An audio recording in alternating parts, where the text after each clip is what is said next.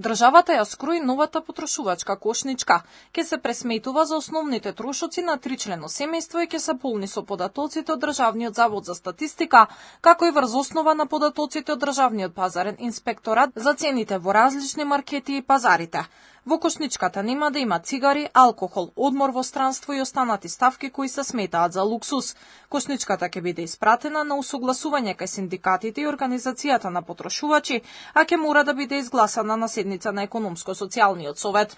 Од она што можам да кажам, просечената потрошувачка кошничка ќе биде навистина еден комплетен, квалитетен одраз на потребите на едно просечно македонско семејство, а тоа е трочлено семејство спрема податоците на Државниот завод за статистика. Сигурно нема да користи во пресметките акцизни стоки, како што се алкохол, цигари, летување во странство и така натаму, бидејќи тоа го сметаме за луксус. Од Министерството за економија велат дека државата одлучила да почне да пресметува своја кошничка, затоа што податоците од неа ќе се користеле за усогласување на идните владини мерки и политики. Често пати гледаме дека информациите кои произлегуваат понатаму се злоупотребуваат, не содействуваат на реалната состојба и потребите. Ние не оспоруваме, си имат право синдикатите, борбата нивна е една, нашата борба е исто така да го заштитиме животниот стандард на граѓаните, меѓутоа врз база на релевантни податоци и политики.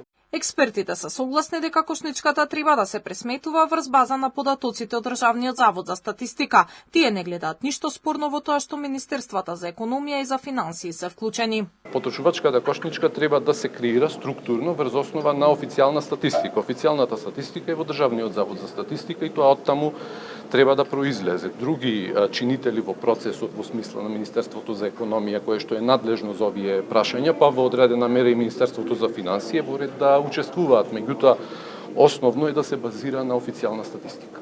Државниот завод за статистика престана да ја прави пресметката во 2011 година. Тогаш ССМ почна да полни своја кошничка, а сега владата направи и своја. Последната објавена пресметка од ССМ е за февруари и тежи 63.773 денари за 4 члено семејство.